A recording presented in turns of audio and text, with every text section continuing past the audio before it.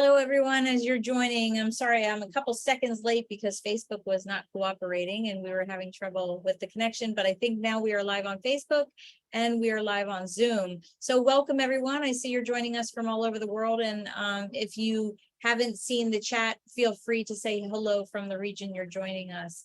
Thank you so much for joining us today. We have a great presentation and I appreciate you joining us. Welcome back to so many who have attended our virtual tour presentations in the past. And if you're new, my name is Mara Walsh and I will be your host today. Just a little bit of housekeeping before we get started. This is a Zoom webinar, which is a bit different from the Zoom meetings you may be used to. Your video and your microphone are not activated and you will not be seen or heard. However, we do want to interact with you through the chat and the Q&A features on the Zoom toolbar and in Facebook through the comments. If you're having audio problems or video problems, just put a note in the chat. And as soon as I'm done the introduction, I will help you work your way through that. As most of you are aware, I have hosted virtual tour presentations since the start of the pandemic to support guides from all over the world. So they have a way to make a little money on tips and to also share our world with everyone at home. Today, I'm collaborating with our guide, Anna, who is Russian. Anna is a licensed tour guide from St. Petersburg, Russia. Due to the Russian-Ukrainian war and her zero tolerance of the country's government, she had to leave her city, her job, and her life. She's currently living in Israel. It's important to remember that many people of Russia do not support the war with Ukraine, and they are also victims of this war as well. I chose to support Anna, and I think it's important for us to hear her perspective. I am not highlighting St. Petersburg because I'm endorsing travel to that location. Actually, it's just the opposite.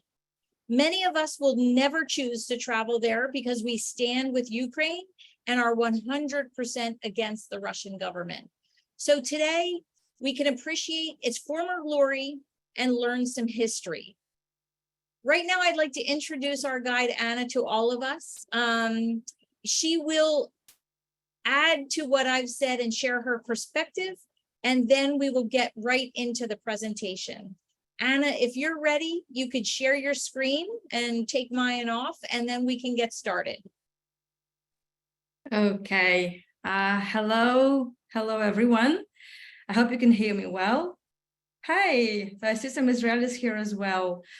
So I would like to first share the screen and then introduce a little bit, just a few more things about myself. First of all, I would really like to thank Girl Travel Tours Mara for just having me here tonight.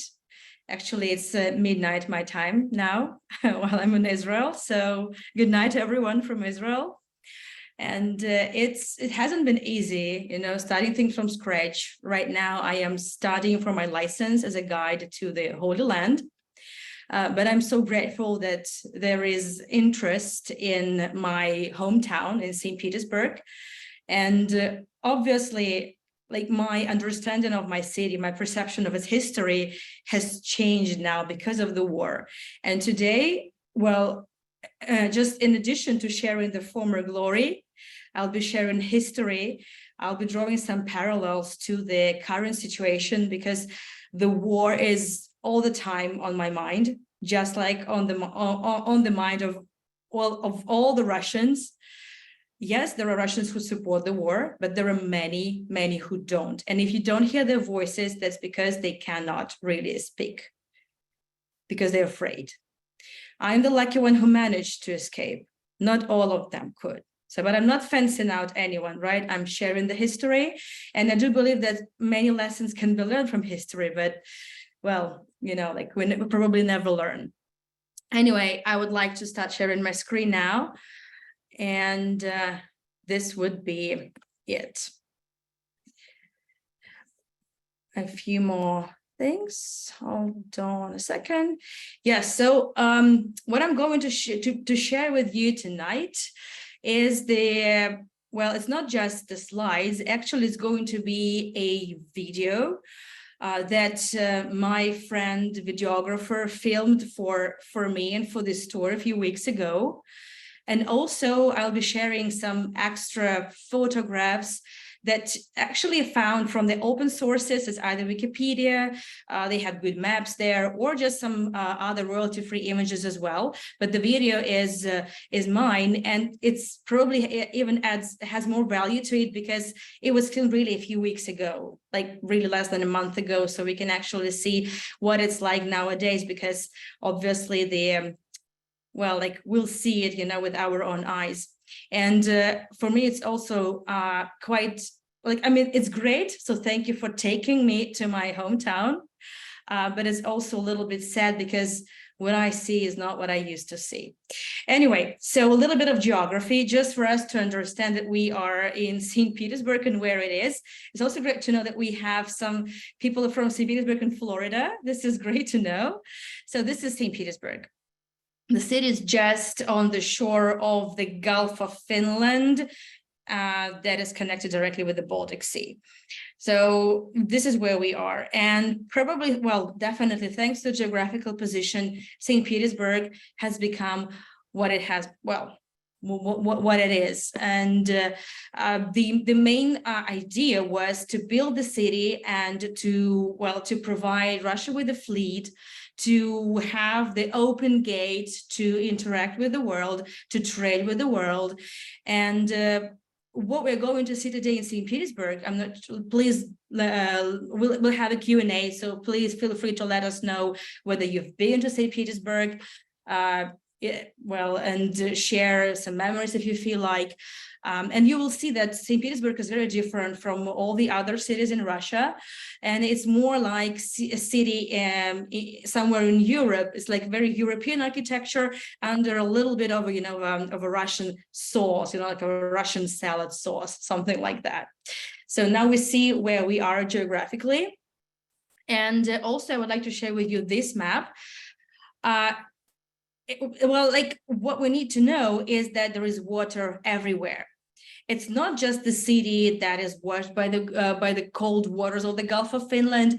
It's actually the number of islands. The interesting fact that now we cannot agree on how many islands there are, but around 40 islands. This is like the number of islands the city rests on tentatively. And that's why we have the rivers and canals all over. And we're going to see some of them actually. Actually, we're going to see this river over here. This is where we're going to start. This is the Neva River. Neva. It actually means new from the, let's say, old Swedish language. And we are going to, just see the highlights. Just for us to get the idea. We'll see here downtown, we'll be crossing some bridges. We'll be talking about the architecture. So that's what we're going to see today. And I will also be mentioning a few like additional things, just also to help us get the idea of what the city is. So we are exactly where I showed the cape of the biggest island. It's called Vasilyevsky. Vasily is a name, like basil. So it's the Basil Island. It's the biggest one. And actually, it used to be the very first port in St. Petersburg. I'll be also pausing the video just to add some more information.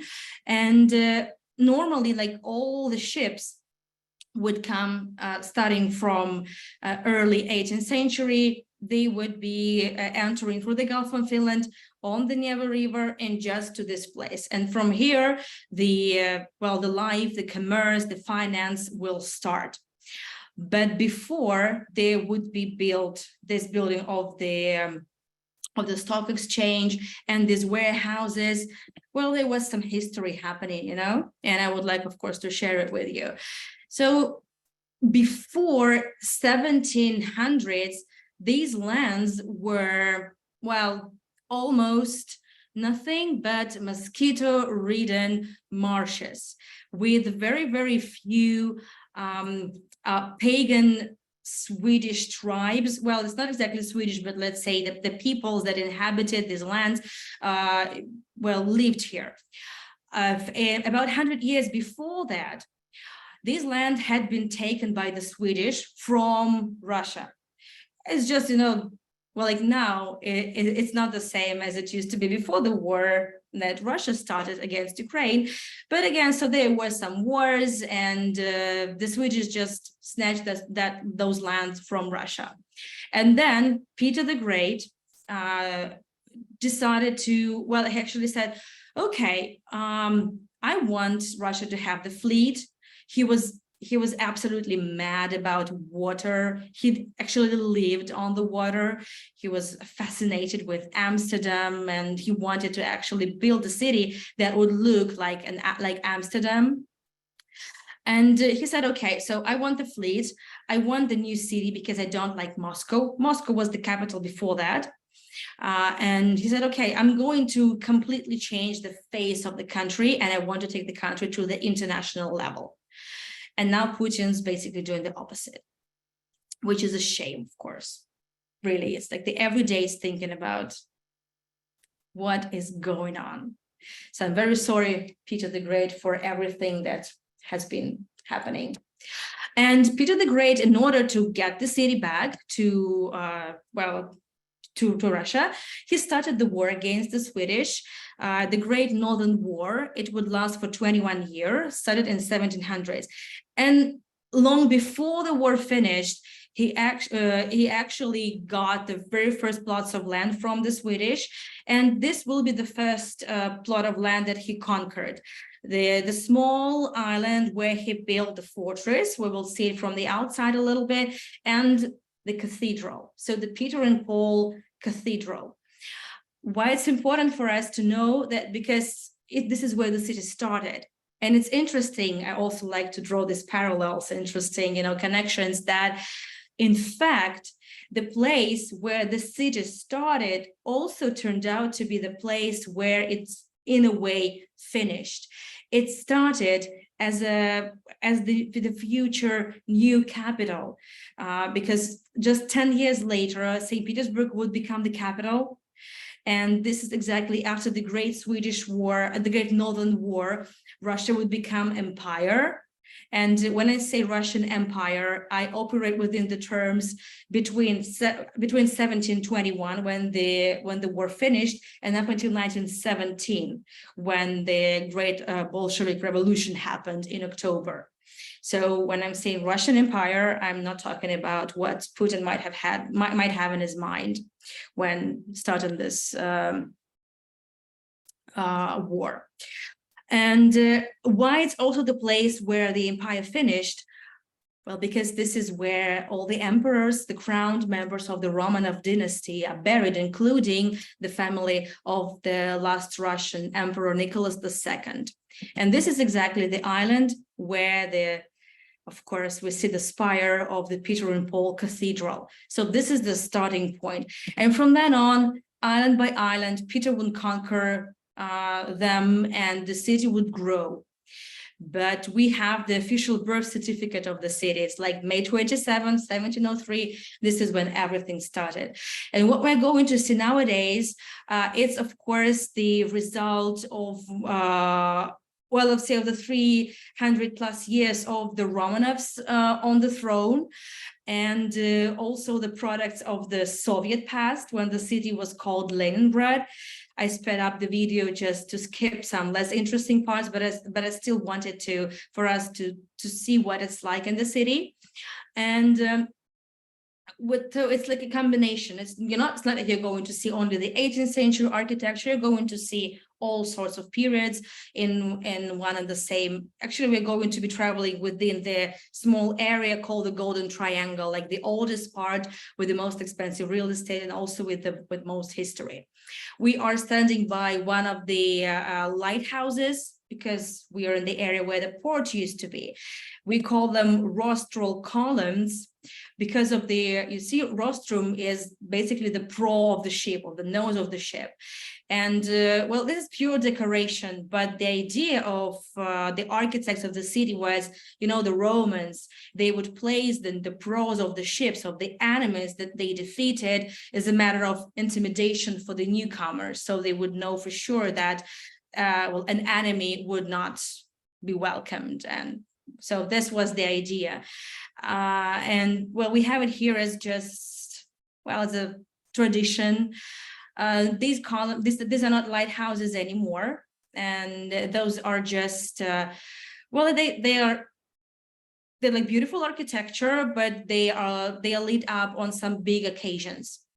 As we go, and we're now about to cross the Neva River, we will talk about it just in a minute. We will be passing also some interesting constructions. Like this one, for example, is the Kunstkamera, or the well, it's like a chamber of curiosities. You know, back in the 18th century, and actually in the 16th century Europe, there was this I don't know, strange fad, like strange fashion of collecting really weird stuff, you know, like the palms of hands, you know, like heads of people, well, like all this curiosities. So Peter liked it too. He traveled a lot to Europe, and he wanted to have something like that also back at home. And that's the idea. So the city that he started, he built it for himself, first of all, and he wanted to build it unlike any other city in Russia. He wanted it to be a European city, but since it's not Europe, it's always a combination of things. And well, actually, what it used to make St. Petersburg very special and really fascinating. And now that we cannot visit it in person, at least we can still enjoy the former glory, just like as Mara put it. It's really hard. It really hurts, you know, to say that, but it's true. And at least I have this opportunity. And so why not enjoy what we have? So Neva River is the widest. The Neva River is it's not just you might have heard of, you know, the boat rides, the canals, tours in St. Petersburg. That's also why St. Petersburg is called the Venice of the North. So you can sail along the canals and well, just enjoy the vibe. It was really fantastic. And that's also the reason why, of course, the Neva River is one of the biggest you know, venues for lots of festivals as well.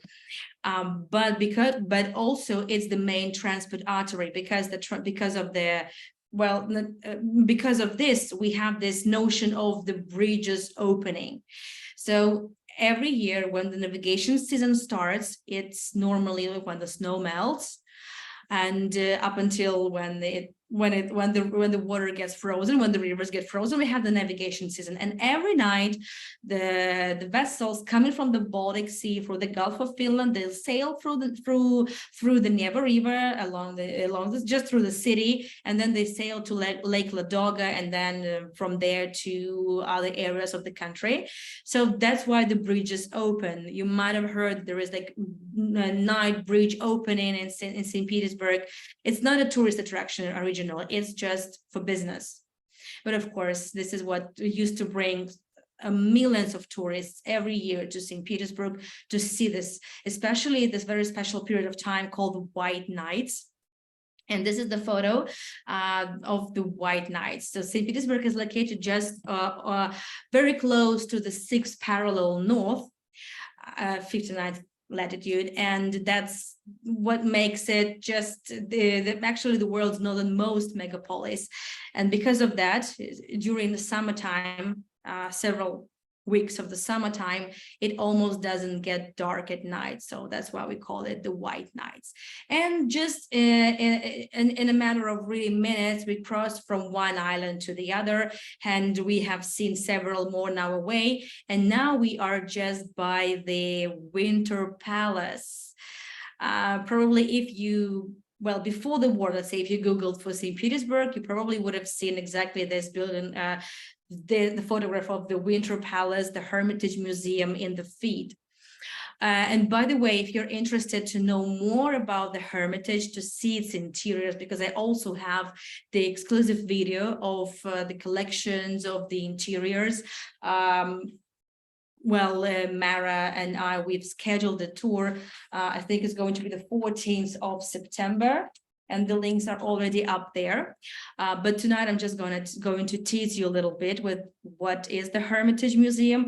It was established already after Peter's time, so Peter didn't see it. It was his daughter, Empress Elizabeth, and she built the Winter Palace just for herself and for her court, but she didn't live there. She died before the palace would be finished. And then the first empress actually to live there was Catherine the Great in 1763. And she would be also the one who would start the tradition of collecting artworks.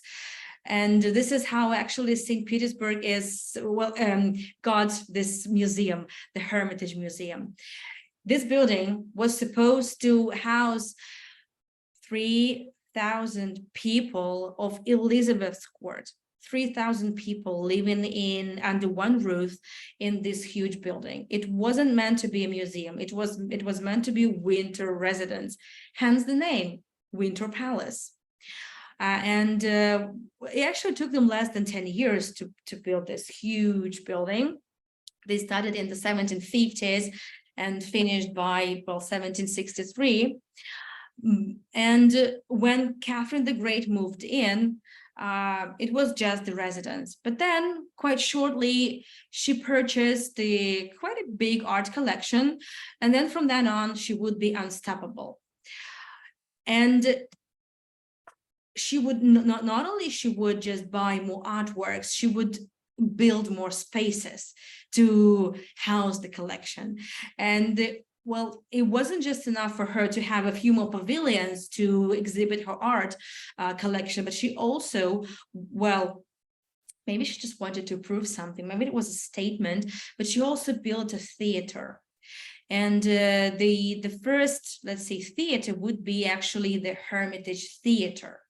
This is where we're looking at it. Well, I can understand. She was bored. She didn't have a Netflix. I can understand. So that's why she thought, okay, so let this be my Netflix. So she built a theater just next to the Winter Canal. This is where we are now. This is one of the canals, one of actually really dozens and hundreds, depending on which area we're talking about. Altogether, by the way, we have, about hundreds of rivers and canals, both artificial and natural. And speaking of the bridges, including the pedestrian, just bridges and big bridges, there are actually about 700 of them. And there probably even more, because it also depends if they're on the balance of the city or some other areas. And this is one of the buildings that was not built at the times of Catherine the Great. It was built much later. And actually, exactly starting from this building, Hermitage became the public museum. Because before that, only the Romanovs, only the delegations and some honorable guests could see the art collection. But in 1851, the new building was constructed, this one. And this became the museum building. And this would be the first building constructed in the entire country for museum purposes. And it was built, by the way, Leo von Klenze, the architect who built Pinakothek and Glyptothek in Munich. So he knew his trade for sure. And now I've taken you around all those buildings, and we are about to enter actually the highlight of the highlights. Okay, one of the highlights. This is the square, the Palace Square. We're entering the Palace Square. There are many ways to enter it, but of course I've chosen the most beautiful one. We're entering through the arch of the General Staff building. You will see the building at some point, and you see a carriage here with the horses, and they're probably even filming something.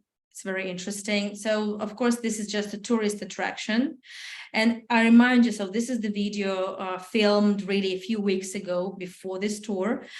And you see there are so many people there, and those are Russian tourists coming from all over the country. And you would be surprised, but there are just international visitors as well. And I'm sort of happy that there is still life there, and there are still interest in this. And art has always been, throughout the the ages, has been a means of escaping from the reality. And I know many of my friends, they spend days in museums and exploring different residences, like royal residences, just trying to escape from the reality. So we are on the Palace Square. The Russian flag has always been there. So this is, at least this is not a part of propaganda.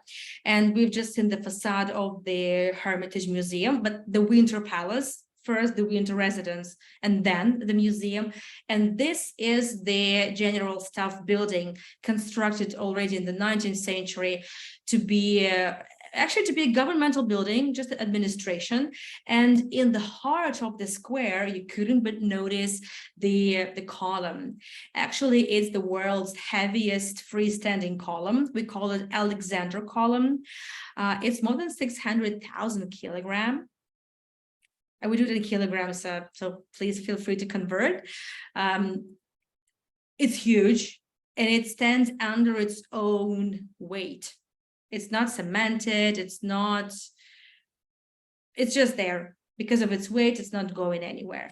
And on the top, there is an angel and the cross. Of course, the Alexander column is basically the it was placed there in 1830s to commemorate victory against Napoleon. He was defeated in 1812 and then pushed back to France. And of course, after that victory, there were many, monuments constructed. And in a way, the building you actually see now is also, in a way, a monument to that very important victory. It's the St. Isaac's Cathedral. It's a little bit, well, at a distance from where we are now, but that doesn't mean we cannot see it, because we can, and we're going to walk just a little bit around it. St. Isaac's Cathedral, again, like it looks very much like, St. Paul's in a way, right? You see the dome, right? And it doesn't look like, it looks like a Catholic church, but this is the trick about St. Petersburg. Actually, Russia is a Christian Orthodox country, and the most churches in St. Petersburg are, Christian Orthodox churches. But remember, I mentioned that St. Petersburg is different from every other city in the country.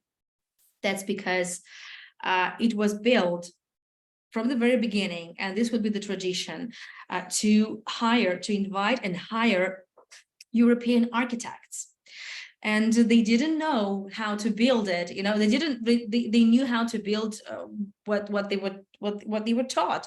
So they knew how to build Catholic churches. They knew how to build Baroque, Renaissance, and all sorts of other architectural styles. They had no idea of what onion domes were, like they didn't know how to do that. So that's why we have this very European architecture. And speaking of this gentleman over here, is Alexander the First. You might remember the Alexander column just a minute ago. So it's named after him because he was in charge of the country, during the Napoleonic War, and he defeated Napoleon. So after him, the column was named. And after he returned from the 1 year in Paris, he brought some changes, not the changes that were really needed, because at that time Russia was still a country that had slavery. Well, it's not exactly slavery, it's serfdom. It's just to translate what is written there on the portico of the church. That's just a quotation from the Matthew. And it was serfdom. I'm going to talk about it more when we see another church, because through architecture, I also want to tell you the background, the backstory, like to show you what was actually going on, in the country at that time. And there was a big change at that time. So the Russian troops returned from the free country. The Great French Revolution had already happened, and they saw the free people, but then they returned and they saw that Russian aristocracy had been enslaving Russian peasants. And this was the regime that worked smoothly for centuries. But this is when the first, I don't know, like really the first call for the change started. But instead of really initiating some important reforms, Alexander commissioned to build this huge church, and it became the biggest, the official cathedral of the city that could house up to 3, maybe even 4,000 people. The dome, by the way, is gilded. There's one more thing about St. Petersburg, and you'll probably discover it, with the other tours I give. I hope there will be more tours. That it's all gold that glitters in St. Petersburg. I'm not joking. I mean, it used to be. It used to be. Anyway, we are back to the Palace Square, and from here we will continue exploration of St. Petersburg. But before we leave the Palace Square, there's one more thing I want to share with you. So the General Staff Building, this yellow one, again, 19th century.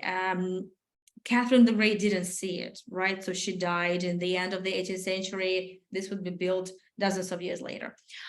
It was supposed to be the administration of the city. But in the 21st century, this half of the building became part of the Hermitage Museum. And this is exactly where the famous Impressionist collection is exhibited. So one of the most common questions is exactly, are the Impressionists at the Winter Palace? No, they are in the General Staff Building. So now we are we just crossed the street. We're looking at the Admiralty Building. What is Admiralty? Basically, it's the shipbuilding yard. Peter the Great, well, I told you, he was fascinated with the water.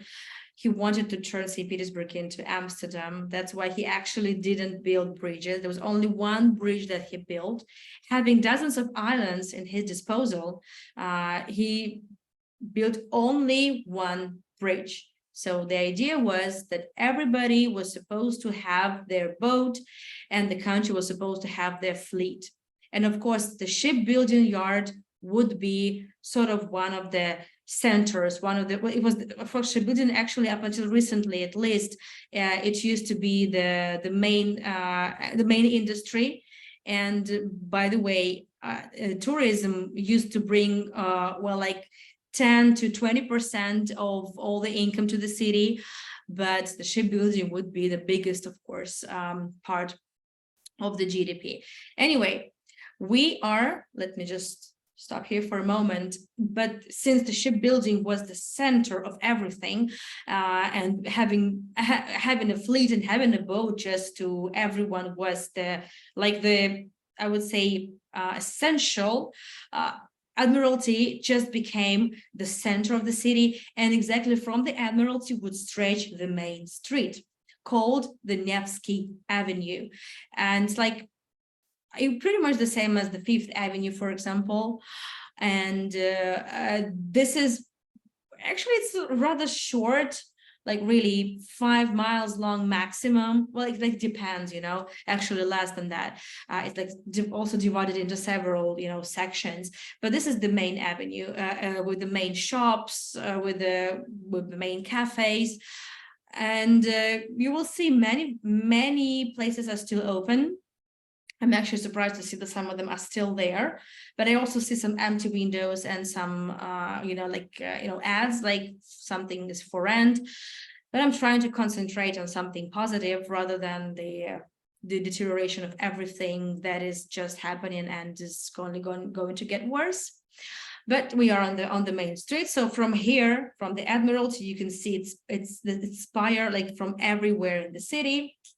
We can continue. So the Nevsky Avenue, it claims to be a completely straight street, and from the Admiralty, I would say it's like really still the Peter the Great times, and it's like a time travel. So starting from there, you're going to travel through the 3 centuries of my city's history. And we are now crossing the next river, which means we're again switching from island to island. This is the Moika River. And this is, by the way, one of the narrowest rivers in the downtown. And this river would have the first metal bridges like this one. The Green Bridge is the first very, very late 18th century bridge. And yeah, so you've just seen the big cruise boat. Again, so tourism is sort of alive there, mostly internal. I wish things were different, but we cannot see it well. And of course, on the Nevsky Avenue, we can see the beautiful architecture. You can see a lot of Baroque buildings because in the 18th century, in the beginning of the 18th century, it came to Russia. In St. Petersburg, in Europe, Baroque was, I would say, came into its own like in the 16th century, and in the 17th, this already, they would start switching to something, well, more modest, I would say. But since, we were like behind, Russia is always, has always been a little bit behind, is going to be even more behind, of course. But well, you see this, we have a little bit of like a shift in the architectural styles. And also it became the city from the very beginning like a melting pot, because because as I told you, the architects, doctors, professors, people actually of all walks of life would be invited to build the city from scratch. And we're going also to see many churches. Like now, we're actually looking at what used to be a church. It used to be a Lutheran church here. Now it's a library. But actually over there, you can see a little bit of a dome, and there used to be a cross. Well, of course, not anymore. But here used to be one of the churches, just for one of the congregations, just for one of the communities that used to live in St. Petersburg while building the city. And that's why Nevsky Avenue actually has several names. The Street of Tolerance, because you can find churches of so many denominations. Christian churches, of course, because I would say that they have always been Jews, but oh, sorry, that was the wrong stop. Yeah, over here. But of course, with Jews, it was different. But Christian churches, I will talk about the Jews a little bit later. But with churches, they had all confessions, and it was totally fine. Like here, for example, another Lutheran church, Peter and Paul church. And by the way, this was one of the Lutherans were one of the really biggest actually groups, biggest communities as well in the city. And they would live here, like people normally would move with families and would stay here for generations. And this is what the church used to look inside. But it's also important to now mention another period, the notorious Soviet era, when the country became atheistic and there was no place for churches anymore. That's why they turned that church into this swimming pool. You may find it hard to believe, but it is what it is. So they turned this church into the swimming pool. And after the Soviet Union collapsed in the 90s, the churches would actually be given their property back, and then the church would be restored. And now it's a church again, and again has the organ, and it's just a church now. But it has this fantastic history. We're going to see some more churches on our way, because the Nevsky is the Street of Tolerance. And of course, it's the Street of Commerce. So just from across the street, another church, and again, another bell that might really ring in right now in your head. Well, this looks really familiar. It looks like St. Peter in Rome in a way. So yes and no. In fact, this church is it's called the Cathedral of the Kazan Icon of Our Lady. Complicated. I will explain in a while. But this church is an exception. By the way, this is the icon obtained in Kazan. So the Lady of our the icon of Our Lady. Again, this icon is very typical, like Orthodox Christian realia and icons. You don't paint them, you actually write them, and you don't like look at them, but you read them. So, but this was like the whole story of like obtaining the icon. It was like it was found in the rubble. The girl saw it in her dream, and then she saw, and then she found it, in the rubble. So it was considered like a miracle working icon, and then it disappeared. Luckily, before that, they the clergy had made several copies. So now this highly venerated sacred copy of this icon is housed, stored in this church. And why is this church unique? Because unlike the churches that you've seen before, and like 87%, 90% of the churches in St. Petersburg, it wasn't built by a European architect. It was built in the 19th century by a Russian architect, actually just a graduate from the Academy of Arts.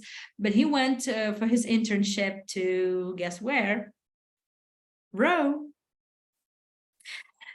And like definitely he might have been inspired by the Roman architecture, the Vatican. Well, can't blame him, but of course it's less, like it's definitely smaller than the church in Rome, but it used to be the main church before St. Isaac would be constructed. And so you're not allowed to film in the church. Unlike St. Isaac's Cathedral, it's not a museum, it's just a church. And you see a line of people over here, and you can't see it, but the icon is there. And people would wait in long lines just to come to the icon and pray to it. And the entrance will be actually from here. Well, we're moving on, and we are, from this lovely small garden, we are moving back to the Nevsky Avenue, and we see this completely different architecture. This is already the Art Nouveau eclecticism we're looking at. So this is the 20th century, and this is one of my favorite buildings in the city. It's called the Zinger Building. It was built and it was owned by the American sewing machine factory Zinger. They also own the plot of land.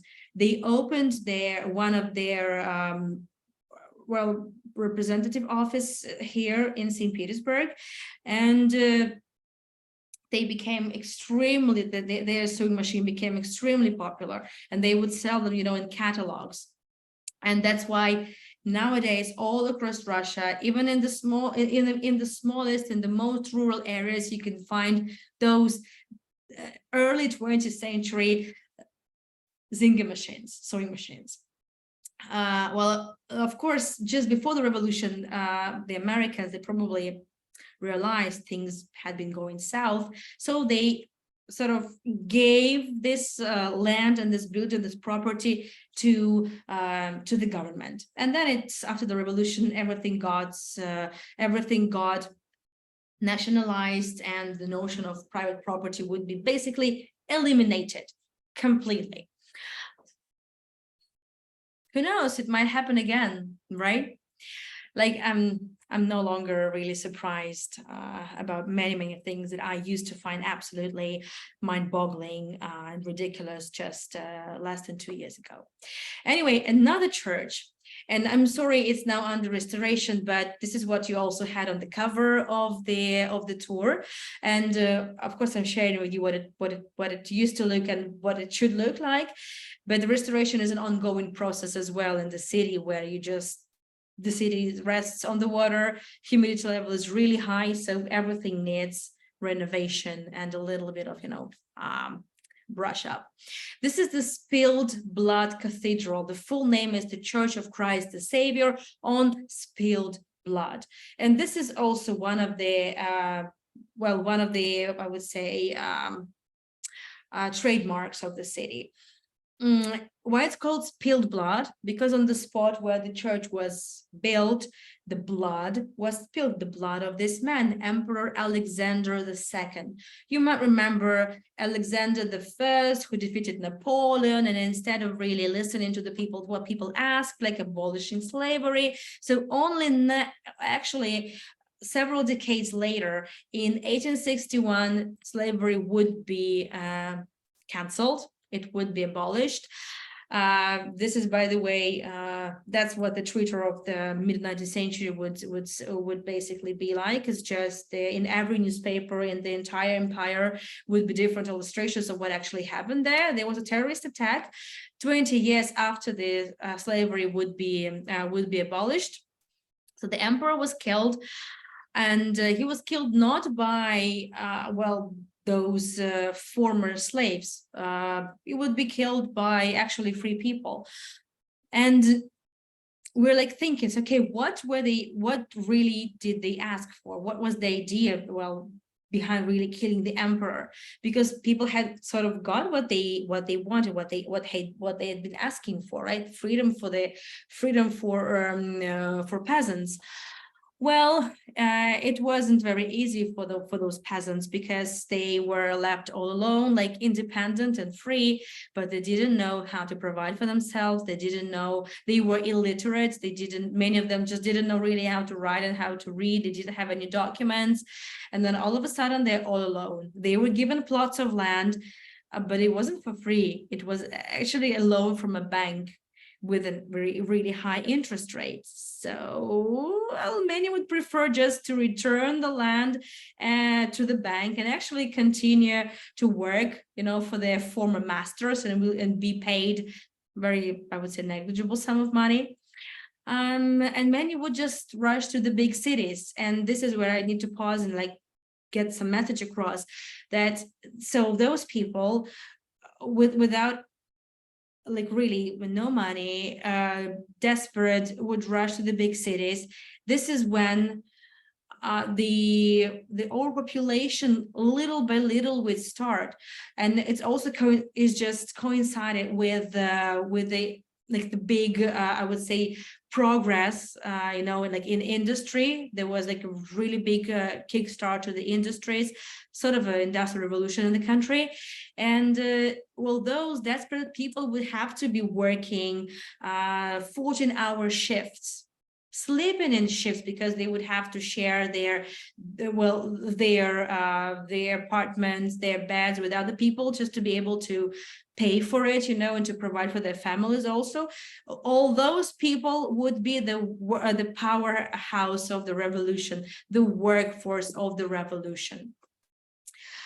And this is where it started. So, but the very important parallel here, and I promised I will be drawing some parallels, that unfortunately it's not going to happen again this way. So people are thinking, there must be a revolution nowadays. But those people that made revolution possible in the 1917, those, they were the majority. But now the people who won the revolution are the minority, and the majority is already with the state. So it's completely opposite. So it's definitely not going to happen the same way it used to happen. I mean, it happened before. That's a problem. That's a problem. So speaking of the church, it looks like the very, very old, the one in the Red Square in Moscow, right? The Saint Basil Cathedral, but it's not. It's actually built in the early 20th century, but it's supposed to look like a very old Russian church because of the agenda here. What is the agenda? To bring back patriotic feelings, return traditional values, like it used to be before even St. Petersburg was established. And that's also sort of a parallel, because this is exactly what the government is trying to do now, to brainwash the people again. But, the church is beautiful, the story is beautiful, and certainly it wasn't the idea of really washing people's brains, but it was just, trying to show that the monarchy is the key. So the monarchy is to save people, clearly just really a few decades later, things would turn the completely opposite direction. But anyway, so this church has 7,000 square meters of mosaic, both in the inside, everything, every square centimeter or inch, you probably would say, is covered with mosaics, and also outside. So you see this old traditional features of this old Slavic architecture, the onion domes, the decorations of the windows, the tiles, the colorful tiles everywhere. That's the kokoshnik details that look like kokoshniks over here. This is like traditional headpiece for women in the old Russian times. And well, this is it. We continue walk along the Nevsky Avenue, and we're going to see another church, the Catholic Church over here. It was built at the times of Catherine the Great, and Catholics would be the second biggest community in the country. In the 18th century, it was more, Catholics and Lutherans rather than Orthodox Christians. But of course, those people would be mostly like managing, the construction, but not really constructing it, because most of the construction would be done actually by serfs. And only later things would change. Still, we have this beautiful architecture, and it's here. Hopefully, it will stay. Nowadays, well, actually starting from the Soviet times, there will always be this tradition of like selling local art. A local artist would exhibit their paintings there, and sometimes you can find really nice pieces, and there would be even some small exhibitions and open air concerts. Like really, it used to be very atmospheric. Over here, we're looking at the first telegraph tower. The telegraph was established in the 19th century, in the middle of the 19th century. Basically because the royals, the Romanovs, would spend summertime outside the city, just like everybody else who could afford going elsewhere, renting a summer house or something. They would try to leave the city. So the Romanovs basically needed the connection with the downtown, with the government. And exactly here used to be the building of the Duma, the parliament. So that was the idea, to live outside of the city, but stay connected. And now, past this building of the Grand Hotel Europe, which used to be the oldest five-star hotel in the city, where even Lewis Carroll once stayed. That Lewis Carroll, he traveled all the way to St. Petersburg, yes. So past this Hotel Europe, we are looking at the Square of Fine Arts. The name speaks for itself. So every building in the area is related to arts. And they were looking at, first of all, the monument to Russian Byron, poet Alexander Pushkin. You might have his name may ring a bell to you because you might have heard of, let's say, Eugene Onegin, the opera or the film. Really nice one. I think this Ralph Fiennes played Onegin there, but I'm not sure. So, and also we've just seen the building of the Russian Museum. I'm very sorry, over there. I just don't want to, but just very quickly. So this, because the picture is there and not mentioning anything, like it's not right thing to do. The Russian Museum.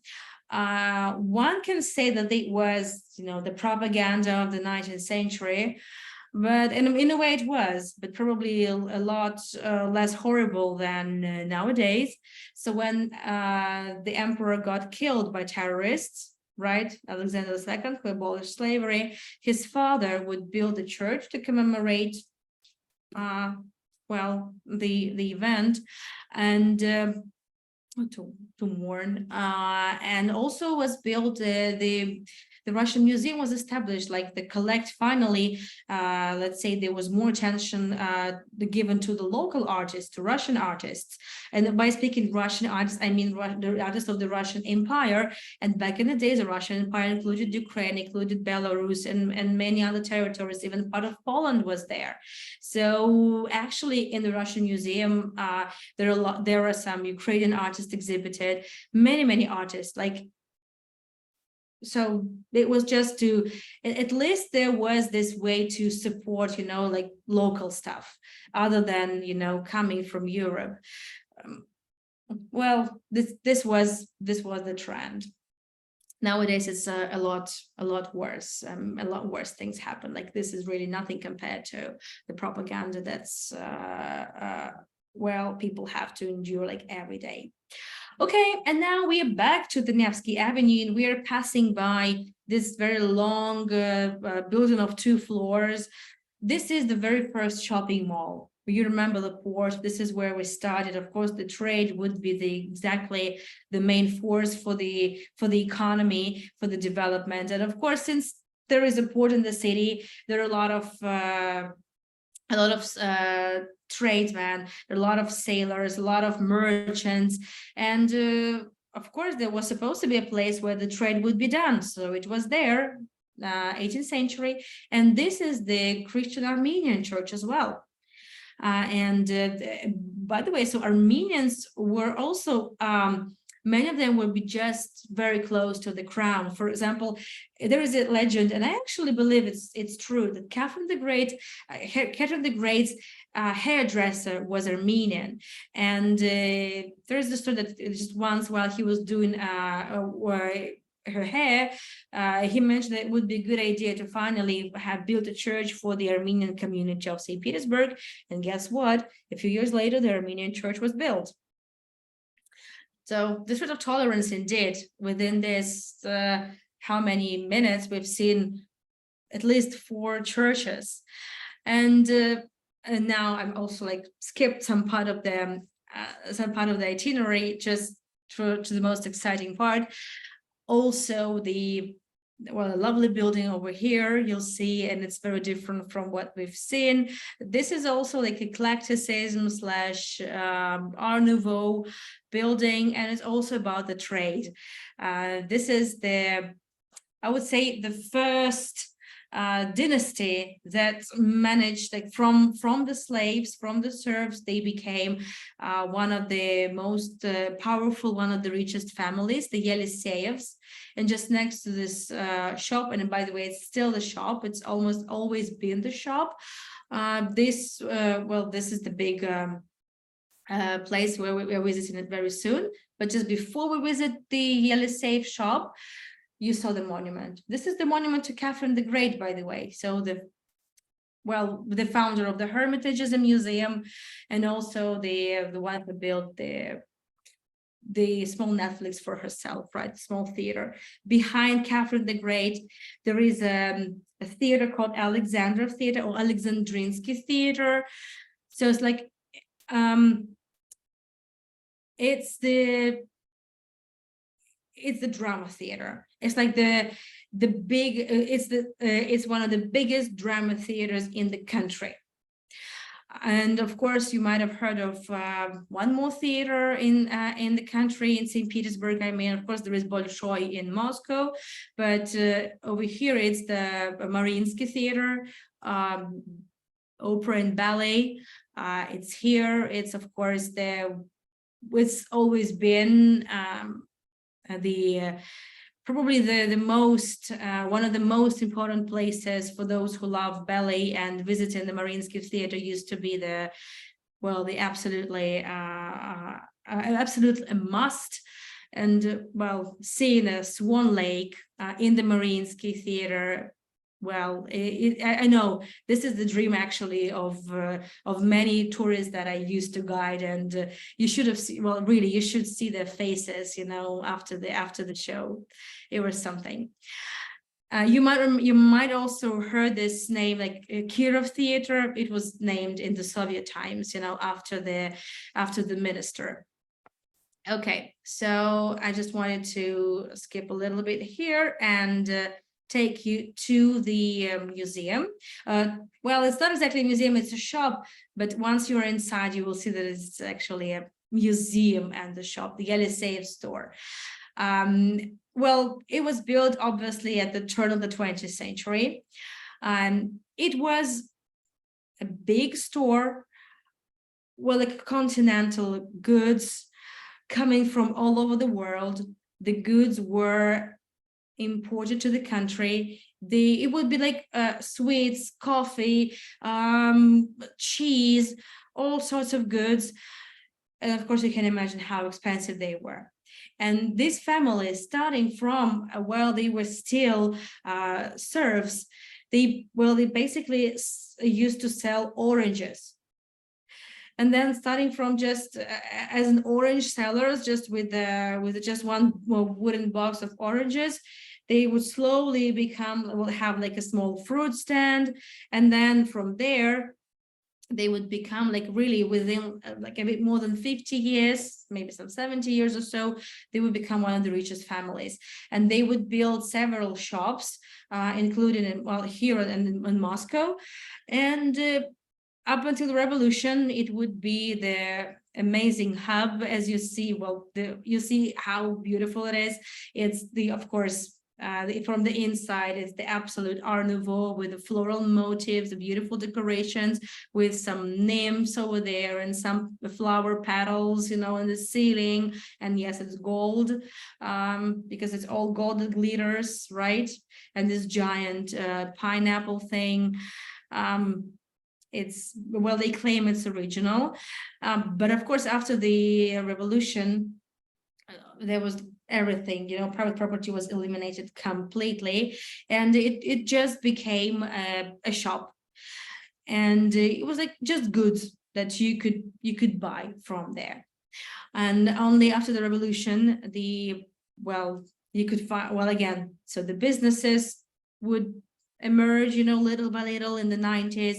And in the 90s, this building would be purchased. So it's not owned by that Yeliseyev family, but it's not just a food store, but it's also like a coffee house and a bakery and the sweet shop. They actually make sweets there. They make marzipan, and it's really I haven't been to the shop, of course, since I left the city, but I remember it looks just as it used to look before. I don't know. It's really like, from the news that you hear that, there's like absolutely horrible things happening, and the country is really just, almost at the brink of absolute poverty. Yet you see there's dozens of kinds of marzipan, and you see this champagne, caviar. Well, caviar is made in Russia anyway, so, but you see, it's about a month that the video was made. It's still there. So many of my friends that stayed, because not everybody could leave. I don't really blame them for staying. It's never been an issue for us. They cannot really, speak openly. They're being heard. They're being listened to. They're being eavesdropped by the secret services.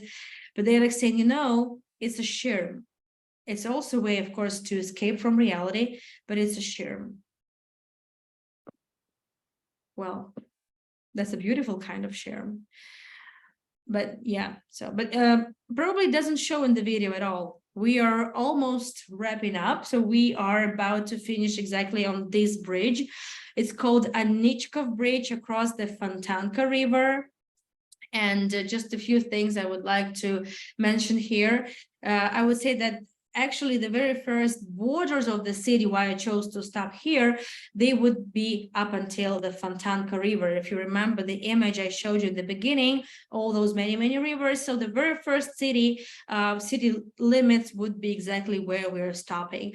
The first building I would like to mention is the Anichkov Palace, constructed in the 19th century. Why it is important? Because in the Anichkov Palace lived the newly married couple of Nicholas II and Alexandra Fedorovna. There are very few photographs that you can find her smiling.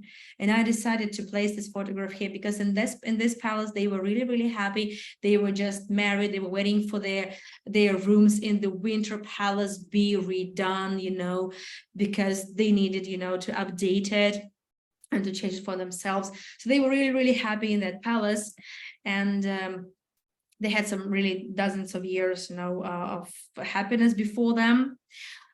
And if you're interested in tours about the Romanovs, and if Mara is interested, we can definitely do them. There are many things to show. We're looking at the horse tamers. Those are sort of the guards of this bridge, and also over here, I thought maybe it's not a good idea. It would be not a good idea to draw your attention to it, but you probably would have noticed anyway. There are these holes, and these are these traces of the Second World War. The city was bombed heavily by almost 150,000 bombs. It was besieged by 872 days. The Nazis encircled the city, but never really invaded it. And the city suffered immensely. Many people died. And this is why I really do not understand. So Rasputin is just not there yet, but it's all connected. You wouldn't believe it, but it's all connected. I don't understand how the country that just less than a century ago went through this mayhem is just waging another mayhem to the neighboring state. So you see, it's not a hot potato topic to me. And I just like to make these connections. I mean, those are horrible connections. I'd rather not make them, but okay. So, and we just mentioned the last Romanovs who, you know, were executed by the Bolsheviks the year after the revolution. And just straight across the palace where they would live, there is another royal residence. It's absolutely impossible to remember the name of the palace, so really don't need to do that. But what's important to know that here used to live, first of all, the uncle to Nicholas II and also his nephew. And exactly here, it's believed by historians that the plot to kill Grigory Rasputin would be made exactly in this palace.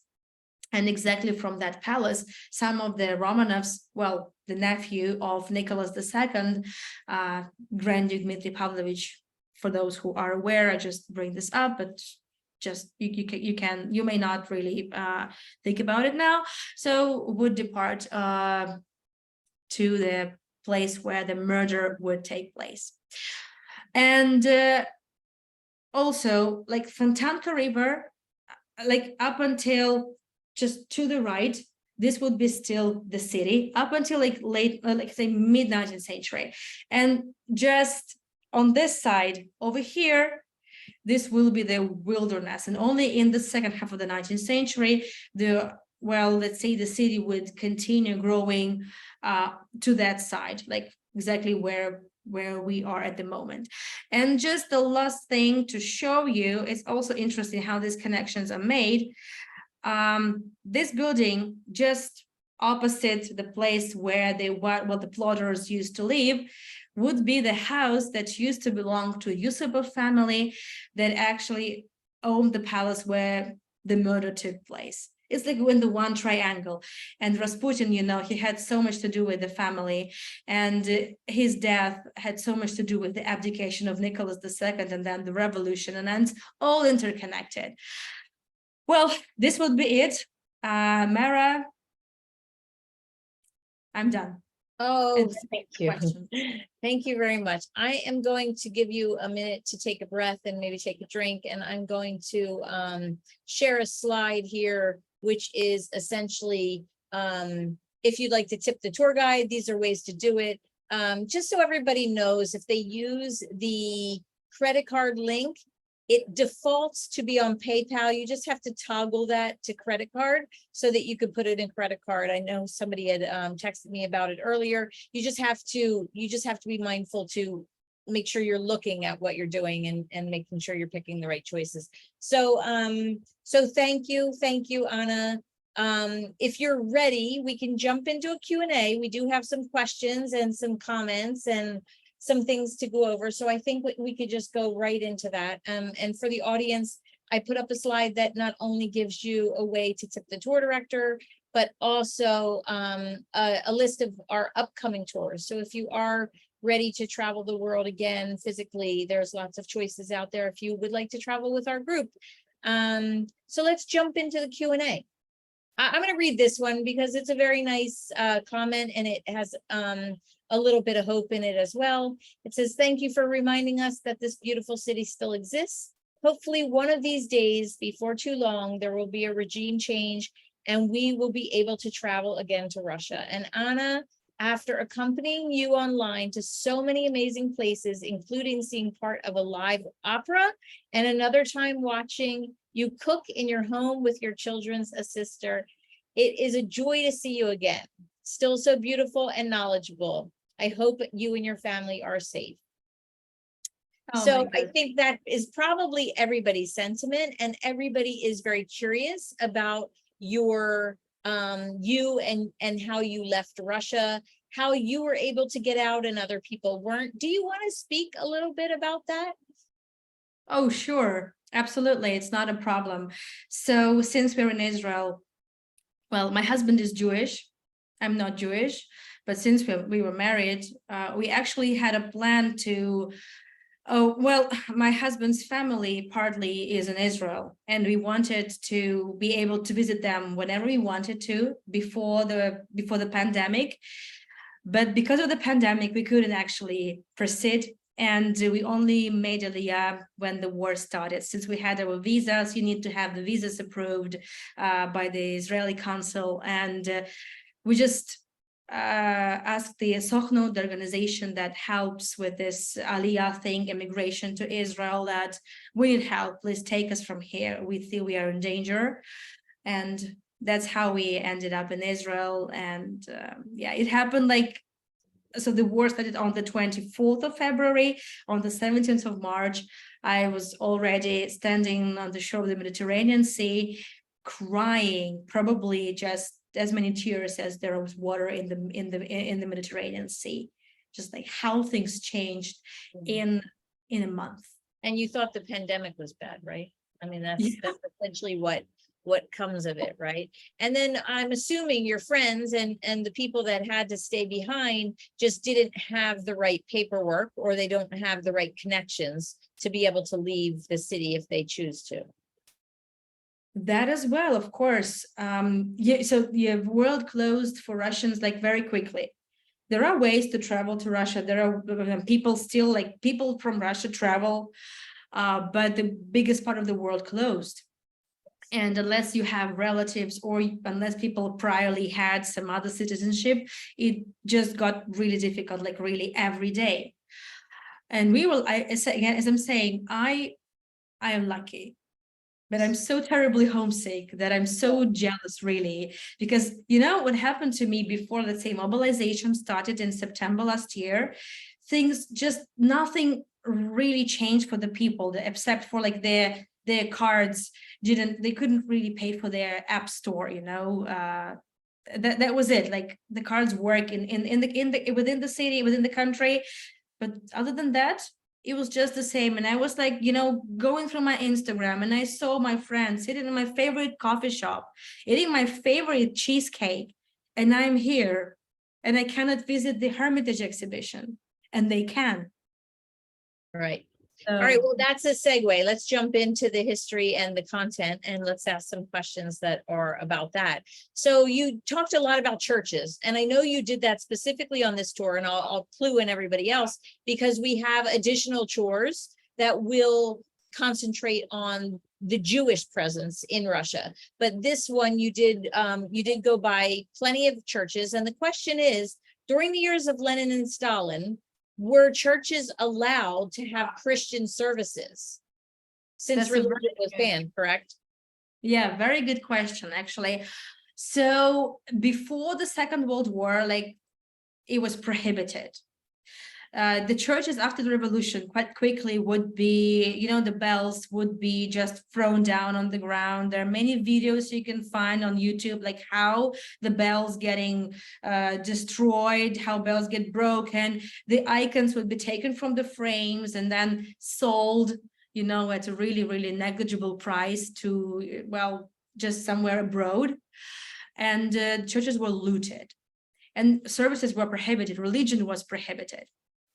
And when the Second World War happened, you remember the church of the Kazan Cathedral, right, with the icon that I showed.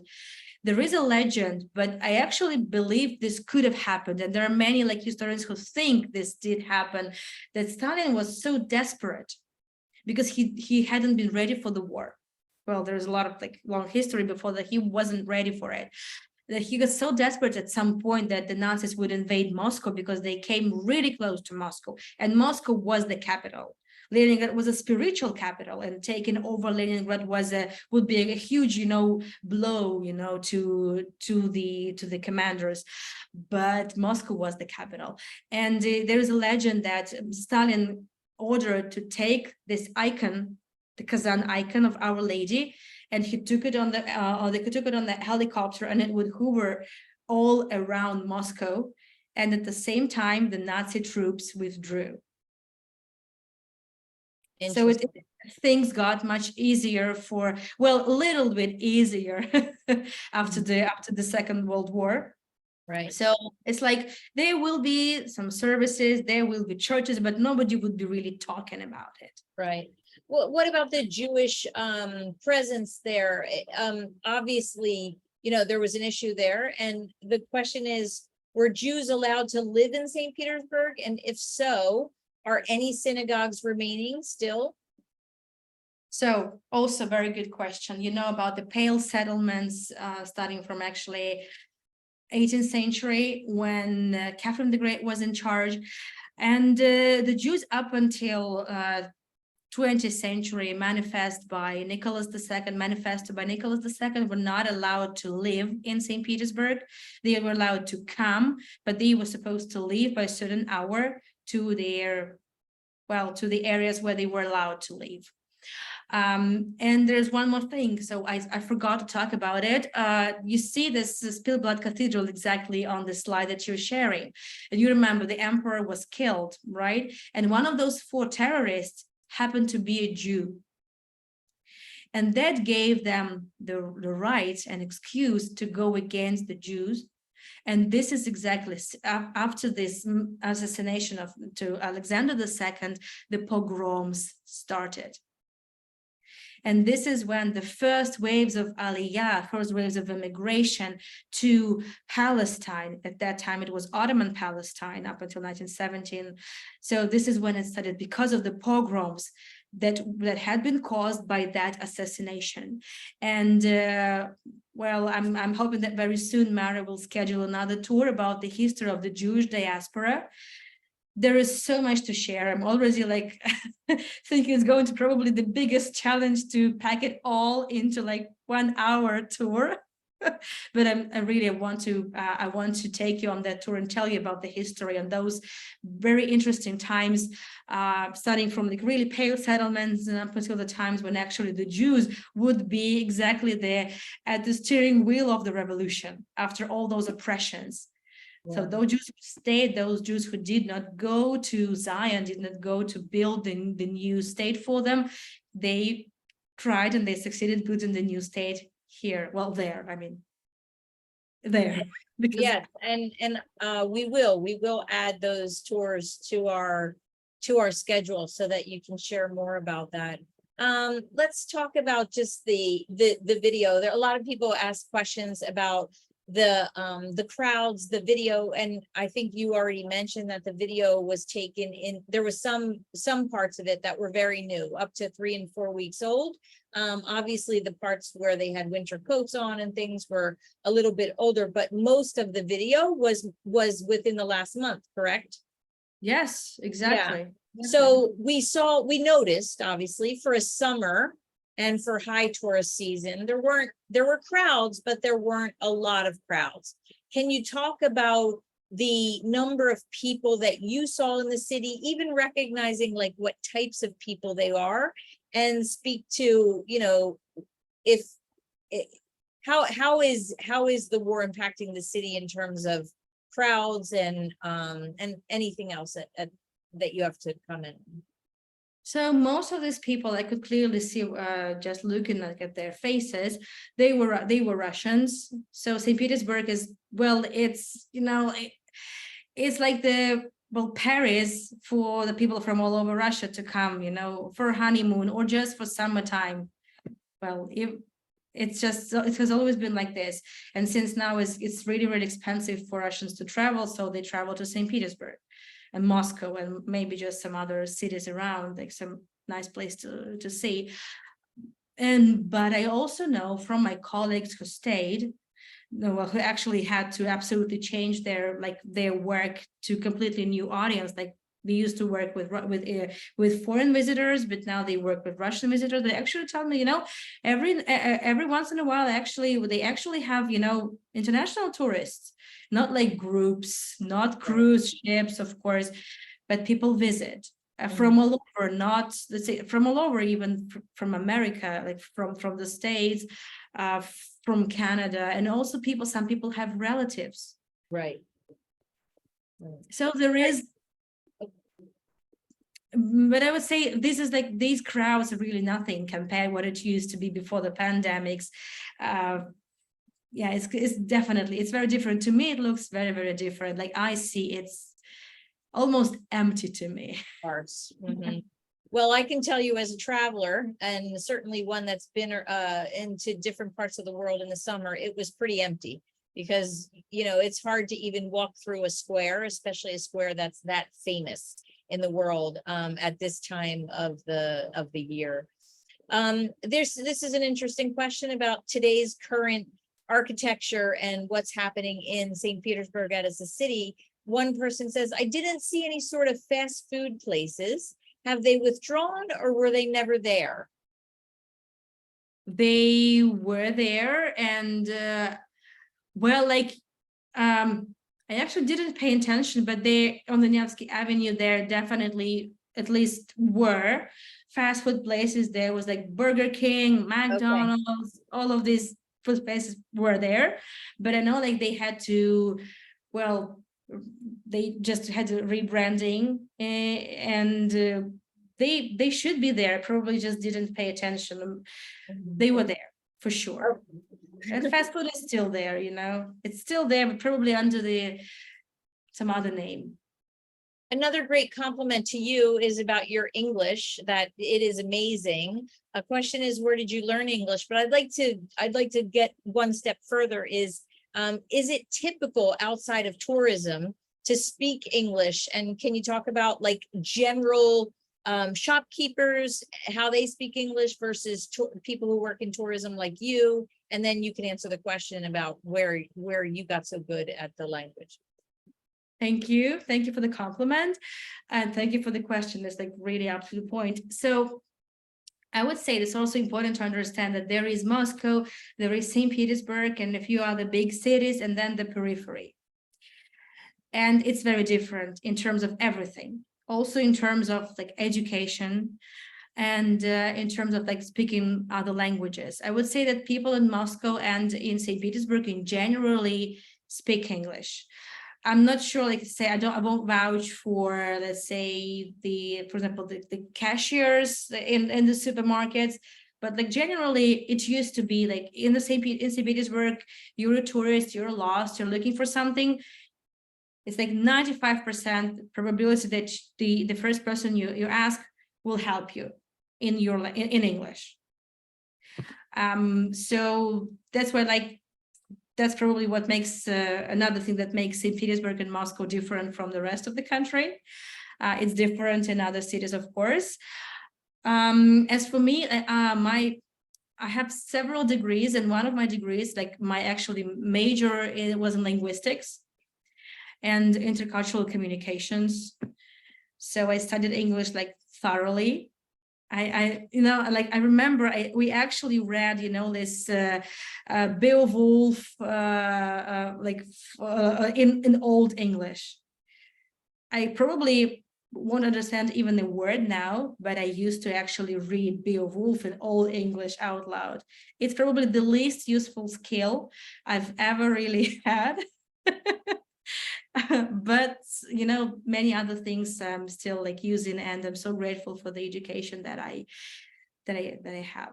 Yeah, I'm laughing too, because my mom was an English teacher, and she would make her classes recite and memorize Old English. And I, as a little kid, would walk around the house, speaking the Canterbury Tales and Beowulf and all these other things, which I knew not what I was speaking, but it was just like a song to me. So I can speak some Old English with you offline later on. Please don't. Good memory. Thank you, Anna. That brought it back for me. So a silly question, I think, because many of us know the answer to this, but I'll ask it anyway. Talk about how cold it is in the winter. Now we know Russia's cold, but where does St. Petersburg fall into the coldness in terms of all of Russia? Well, because we are global warming the same way, Well, so normally it can get really, really cold because we are very close to the Arctic Circle, as I told you, like 59th latitude. And, winters could be really harsh. We do it in Celsius. Maybe Mary, you can help with conversion, maybe someone else. It's like it could be really easily 25, 30 degrees Celsius minus. And when it's like you're on the water, so humidity only adds to the cold. It really gets to your bones. Means it's like, really, really, really cold. really, really, really Is it too cold. cold to snow? In And some snow. places? Yeah, and snow, of Yeah. course. Loads. Well, every year it was different. However, you asked me about the global warming thing. Actually, I remember back in winter 2019, we actually almost had no snow. I remember it because the only snowfall we had, it was in early January. It was my day off, and we went to make the snowman and play snowballs with my son. He was like really like 4 years old back then. And by the like 2 hours later, there was no snow left. It melted. Wow. Yeah. That year, rivers didn't freeze at all. Wow. Yeah, Yeah, that that's was pretty scary in its own right. So I'm just going to wrap this up by thanking you. Thank you very much for coming, and I hope to see you again and again and again.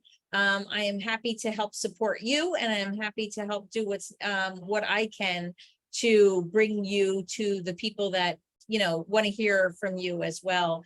I will say that there's a comment here that I need to read because I think it is very wise, and it has to do with you as a human being. That the Russian people have demonstrated in its history the ability to survive horrible leadership and emerge better and stronger.